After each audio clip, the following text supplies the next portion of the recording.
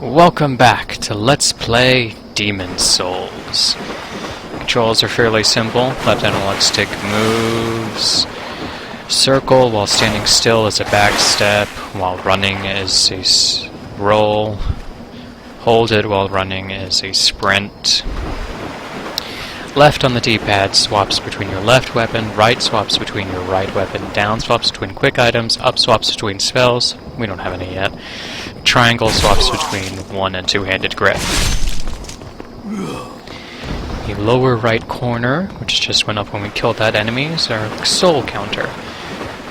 Souls are essentially the experience points and currency in this game. In the upper left corner, the red bars are hit points, the blue bars are magic points, and the green bar is stamina. Stamina is used up for pretty much everything related to fighting.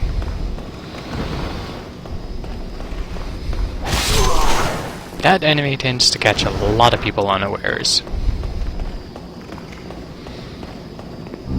I'll explain the crescent moon grass in a moment. First, sprinting attack, backstep attack, and rolling attack.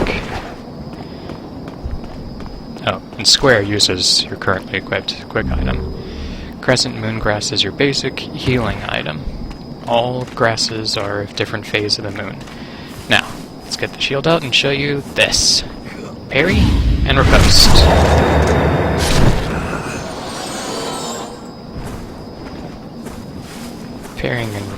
Parry and riposte is a great defensive and offensive maneuver. Difficult to pull off though. The timing for a parry is very tricky. And that's a backstab. Very simple, just get behind them and attack. You may notice that he died in one hit, while all other enemies took 2 hits, outside of the riposte and backstab, of course. That's because enemies take extra damage during certain attacks. The same applies to you, however, so be careful.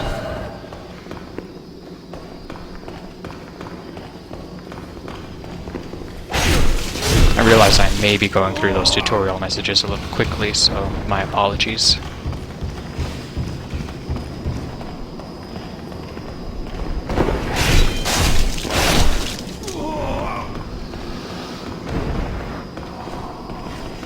Since these guys have shields, now's a great time to talk about how shields work. When you block with the shield, you usually stop most, if not all, of the damage, depending on the shield's stats. And you lose stamina. Stamina is based off of the guard break resistance of the shield, as well as how hard the attack was. And this heartbeat sound you hear means that I've successfully inflicted a bleeding wound on this enemy with my falchion. Most curved swords have a small chance of inflicting a bleeding wound that does some damage over time. Nice, but probably won't make or break a fight.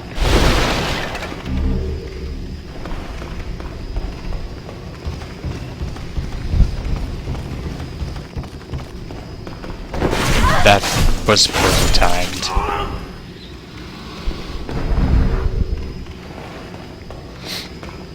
That unknown soldier's soul I picked up is one of many consumable items that increases your soul count. There's both soldiers' souls and hero souls. Soldiers are worth less. Of course, they come in varieties of qualities: unknown, renowned, legendary, storied, etc. This fog barrier basically breaks up parts of the level. There's nothing stopping you from going back, and once you pass through it once, it's gone for good. So it doesn't really serve much purpose except for the first time you're through. And also, one of the most important aspects of a fog barrier, let's heal up for a second, is that it separates a boss from the rest of the stage. Like right here. Can you see him?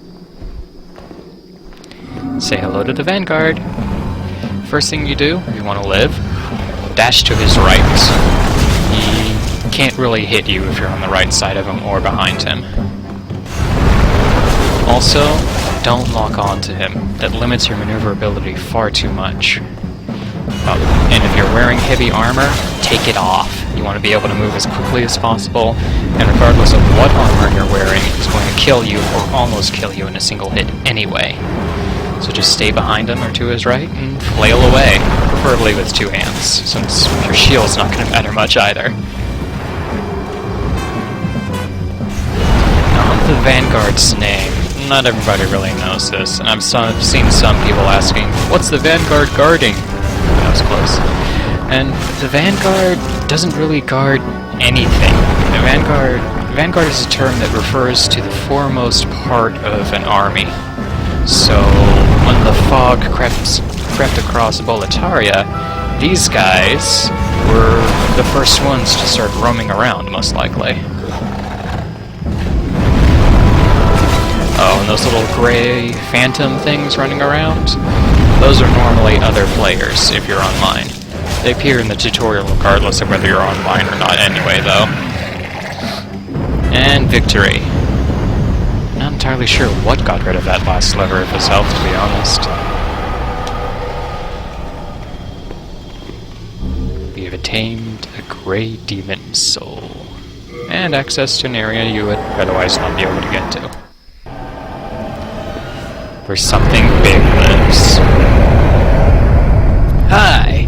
Recognize him from the tutorial? Or not the opening? Sorry. Now in here you find some full moon grass, which is a very potent healing item. Some renowned soldier souls, I think. We'll get them later. And some shards of hardstone and sharpstone. The shards are used for upgrading your weaponry and whatnot. There we go. They're only used for the basic upgrade paths. There's more upgrade paths available using different stones, but I'll get into that later. Let's go say hi.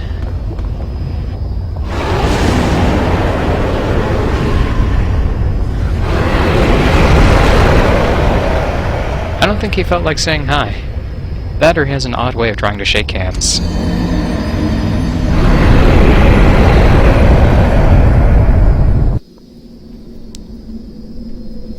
Soul of the lost withdrawn from its vessel. Let strength be granted so the world might be mended. See you next time, folks. Soul of the lost withdrawn from its vessel. Let strength be granted so the world might be mended. So the world might be mended.